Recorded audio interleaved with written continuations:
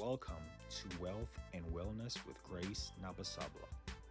Hi, welcome. This is Grace, and on today's Wealth and Wellness with Grace, I have 10 lessons for my 20-year-old self. And I hope you stick around to the 10th point because it's going to help you in the long run. Lesson 1. Always have a plan B.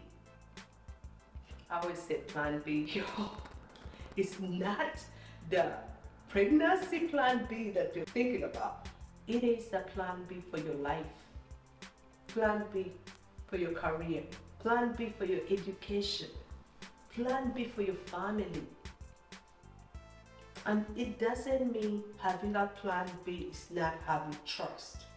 It's actually being able to trust enough, knowing that God has all these opportunities around you and you're going to use them to the best of your ability.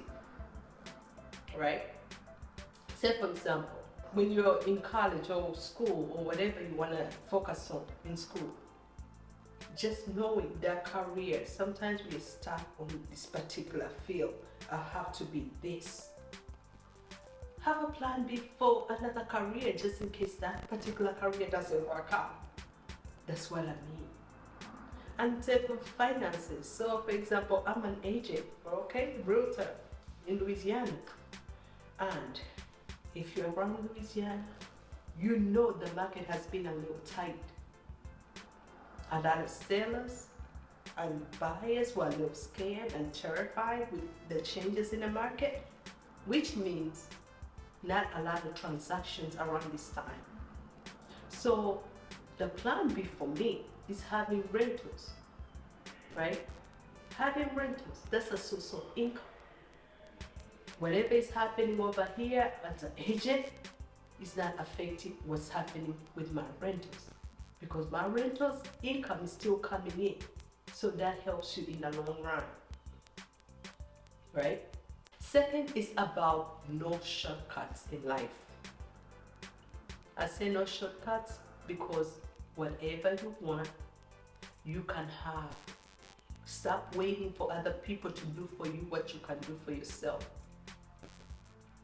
Right? Because I hear this a lot, especially from us women. I'm sometimes ashamed because I feel like in this day and age, we have power. And I say power in us. We can do the same things we expect of men. Say for example, to take care of the household, right? Financially. We can also work. We are out there in the workforce. So instead of us always expecting the man to do this, the man to do that, the husband to do that, and you staying at home doing nothing, losing your skills, I can assure you, you will be devastated. And it's understandable, you can afford it right now, but you never know what life brings. So always plan, okay, that whatever you want, you can also provide. Don't wait on anybody else to bring to you what you can do for yourself. So that also helps you thinking about your goals. What goals do you have for yourself? For me, I want to do public speaking. And however much I was scared to speak in public, that almost terrified me. But I overcame that fear by joining Toastmasters and also doing Facebook Live challenges. And I stuck to a 66-day Facebook challenge, which really helped me too, because every day for 66 days, I literally had to show my face on Facebook Live. And sometimes I didn't even know what I was going to speak about, but I did it because I challenged myself to get better.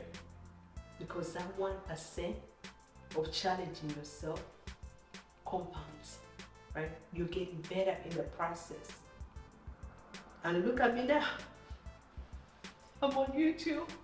So I'm so proud of myself that I've been able to challenge myself. I'm hoping you're able to challenge yourself too. Whatever goal that is out there, I know you can get through it. And once you conquer that goal, guess what? You go to the next one and on to the next one, right? Then you're growing, you're getting better as you go. So don't feel bad starting from zero. We always have to start somewhere. And you may ask, Grace, why the 66 days? Research shows that it actually takes 66 days to build a habit. So challenge yourself today. What would you like to do? What goal are you trying to accomplish? Challenge yourself for 66 days to focus on that goal, and you will achieve it. This point is about having peace is better than being right. So you've had this saying, always choose your battles, especially in relationships. That helps. Because if you're always worrying about each and everything, you'll be frustrated, you'll have headaches, you'll be stressed, right? So you have to choose your battles. And that also choosing your peace. Because when you choose your peace and understanding that people are living their challenges, right? Everybody's struggling. Not everybody. I apologize if you're not out there struggling with anything, but so many people are really struggling. They might be struggling from traumas, struggling with their job, finances, anything out there that's causing them stress. And then they push that stress on you. So sometimes you have to choose peace. And it's okay to be frustrated. I'm not saying don't be frustrated. You can choose to be frustrated. Give yourself time to feel and let it go. Right? Because that frustration, if you're not careful, becomes an extra stress in your body. And before you know it, if it continues being a chronic stress, it injures your body because your body doesn't know any difference. So you'll think, oh, it's one thing, but it's because of one of the stressors that is in your bones from something you held on to, maybe a grudge, maybe somebody hurt you, maybe a trauma, anything down in your downline that you never remember. So learn to let those things go. Because nobody's perfect. We are all working in progress. Okay? Do the best you can. And when you know better, you do better. I like this point because sometimes we judge. I do judge too sometimes, but I have to catch myself. Because you don't know somebody's journey. You don't know the experiences. And so instead of us judging, we have to think, okay, maybe they don't know any better. Because if they knew better, they would have done better. Having that empathy will help us. I remember when I had kids, sometimes I did the worst things, okay? I made the worst decisions sometimes. And I'm ashamed of some of those things to this day. I'm like, I did that? Like, what kind of mother does that? You see? What kind of mother chooses to finish school instead of just stay home to take care of their family? Because some people would judge you for that. But you do whatever it is right for you. And that's doing better for you right now that you know how to do. Okay? So don't feel judged. Whatever you're dealing with right now, don't feel judged. Just know that you're doing the best you can and continue doing the best you can. And learn as you go. Okay, don't feel like you can't ask questions. You can't ask for help. Ask for all the help you need. And as much as you learn, continue progressing because you'll get better and you'll be a better human being. This is about staying true to your values and principles. This can be tough sometimes, especially when you have all these people in your ear telling you to do this and do that, and you want to be popular, right? You want to be liked, you want to be accepted. Sometimes it's hard to say no and to stand your ground for what is right. I've been in those situations several times. I don't know what. I used to ask God, why me? Why did you choose me? Because sometimes people don't see anything wrong with whatever their behavior is, which is unacceptable, right? And you may think, this is gonna be so hard. I'm so young, right? But I can assure you, at 16 years old, I had to stand up to pretty much a giant. Can you imagine a malnourished, knee-high woman, not even a woman, teenager, in a culture where you can't talk to parents, okay? You can't talk back to adults. Not talking back to adults. Women are supposed to be seen that hard. And this girl right here stood up. What I actually stood up against was violence in my household. Just imagine every day, day in, day out, the same continuous cycle of violence. I remember at 16, I said, enough is enough. I wasn't going to take it any longer. I didn't care who it was, but we were not going to tolerate it. And I said, I, because unfortunately, nobody else, okay, was on my side when I was trying to stop the abuse, because they were more terrified for me, because they thought our pride was gonna get killed or something for standing up. But what I was standing up for was the right thing for all of us. And up to this day, I can say, I probably, that's probably one of the hardest things I had to do. Stopping domestic violence in my household. Because just imagine, for 16 years, I can't even remember exactly how much time it was, but the continuous violence, day in, day out. I just couldn't take it any longer. I just could not take it any longer. And that's when I say, it's either you or me. And the you or me was, it's probably gonna be you or it's gonna be me. But we are gonna have peace in this household. And we did. You see, because it took me, the 16-year-old, malnourished as I was, short as I was, to stand up, because I believe that we deserve peace. And if I tell you, one of the things that I used to worry about the most when I came to America for my college education, I remember I came to America at 19. That would worry me the most was, is my family back home safe? And this is 3 years later. But I'll call and make sure, is he still bothering you? Because I was literally willing to fly back. We are not having this here. I don't care if I'm not there, but you are not going to terrorize me or any of my family members. So whatever it is in you that you have to stand up for, do it. And I can say for sure, up to this day, I believe that God was speaking through me, because if I didn't do that, I believe something bad was going to happen. Because so many times we stand up when it's too late. I've seen several occasions where people stand up when it's very late. Right? Maybe somebody died. Maybe it's all these bad things happening. Then that's when people want to speak up. That's when somebody wants to help. That's what. No. I felt like enough was enough. And I needed to put a stop to it. And we did. And so can you.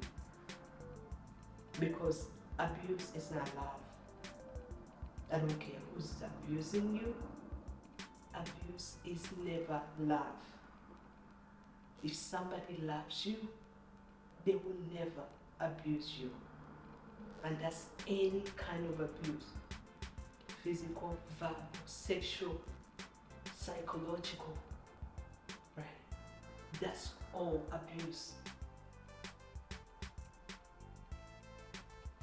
So choose peace and let go of anything that's not love. And that's being able to stand up for yourself. Another point is do not engage in any and every behavior you think doesn't serve you. Because it's easy to say, okay, if somebody offers you a drink here, right? That one drink, before you know it, you're drinking two. Before you know it, because your tolerance increases, you start drinking more and more and more. Before you know it, you're an alcoholic. Alcoholics are not born, they're made. No habit is ever born. Let me not say no habit. Okay, I've done all the research there is. I would share that passively, if you work on yourself, even those habits that you're born with, sometimes the behavior encourages the habit because you're continuously doing it. You're continuously encouraging the bad behavior. So smoking, drinking, any habit that's addictive out there. So instead of trying out stuff, because sometimes that's how we start. Somebody offers it and okay, because they offered. No, thank you. No is a complete sentence. It's okay to say no. I've said no several times. And people think I'm a smartass. It's okay. I'd rather be a smartass than be addicted to something I don't want to be addicted to. So whatever it is out there, be careful. Stop experimenting on each and everything that's out there. It's not good for you. And it costs money too. Because do you know how much the average person spends on alcohol? About $500 a year. And this is not for an alcoholic. For an alcoholic, it's over $5,000 or more. And this is similar for smoking. And if you're doing drugs, especially those illegal drugs, that's costing twice or 3 times as much. That could be an investment in something, right? Investment in your future. And to me, I feel like as a healthcare worker, I can say some of the stuff I feel like it's really endangering to us more than it's helping us. I used to work on a kidney transplant unit, and also I visited the liver transplant unit before as a nurse,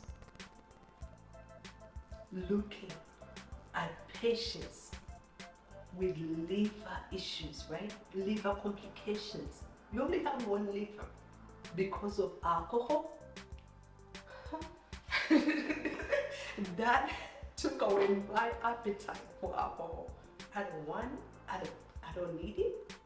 It's okay. I don't need to be entertained. No.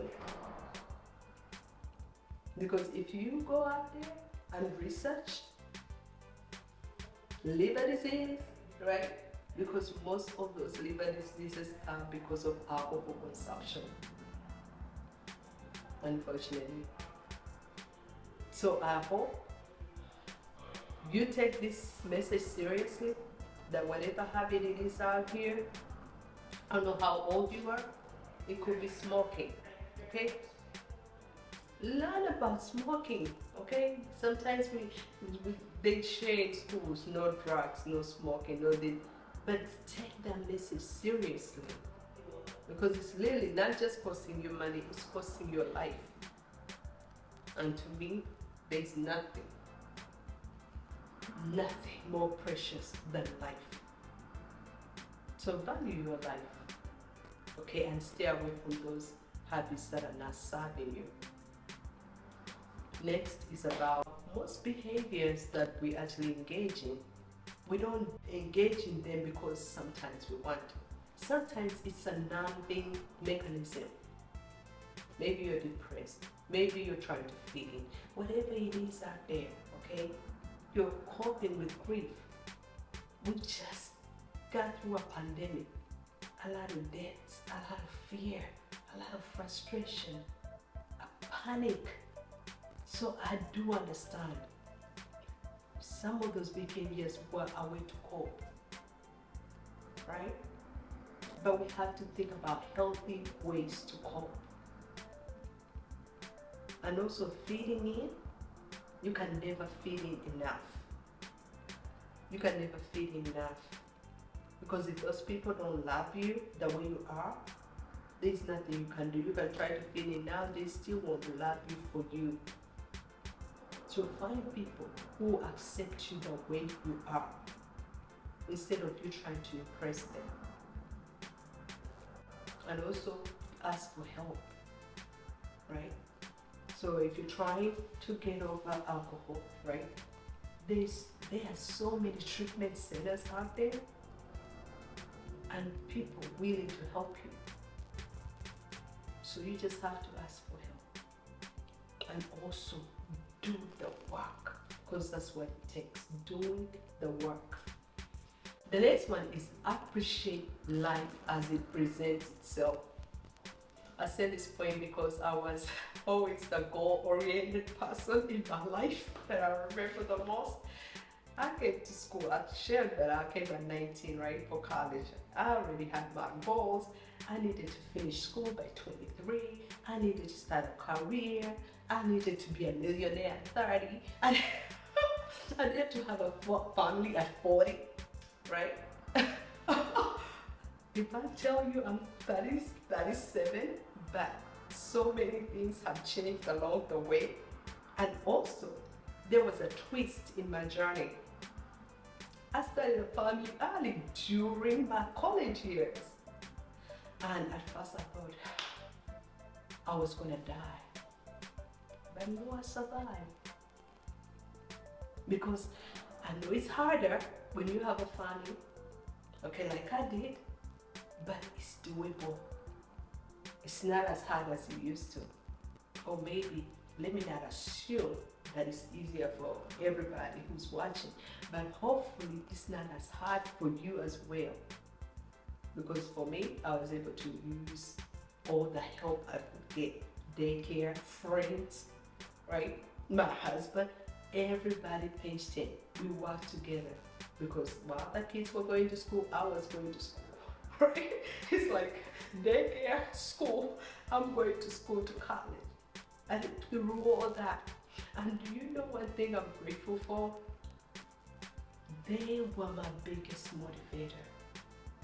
When I stayed up late at night, knowing at 2 a.m. I'm still up studying, I was like, I have to make something for myself, for my kids. Because I knew one day I wanted to make them proud. So when you have that, sometimes don't look at it as a deterrence, or you can't continue with your goals just because something happened along the way. Appreciate life as it comes and don't start living or abandoning yourself in the process. Okay? Because things will get better. They certainly have for me, right? So I'm hoping they do the same for you. The last point is the message I've always received from several of my mentors. It's about investing early, often, and holding on to your investments. So I'm in real estate and I love real estate. So it can be anything that you want to invest in, something you believe in, because you really have to believe in it. That's your investments, that's your future, right? So think about that when you start, and you're never too young to start. Because I had somebody the other day tell me, I'm 21 years old, I'm too young to buy a house. No ma'am, no sir, you can't get a house at 21, and I hope you do, because as soon as you start, that helps you with your long-term path of investing. So I'm hoping these 10 points helped you to figure your life out. I don't know how old you are, but hopefully something in these 10 points helps you along your way and your journey. And until next time, stay blessed.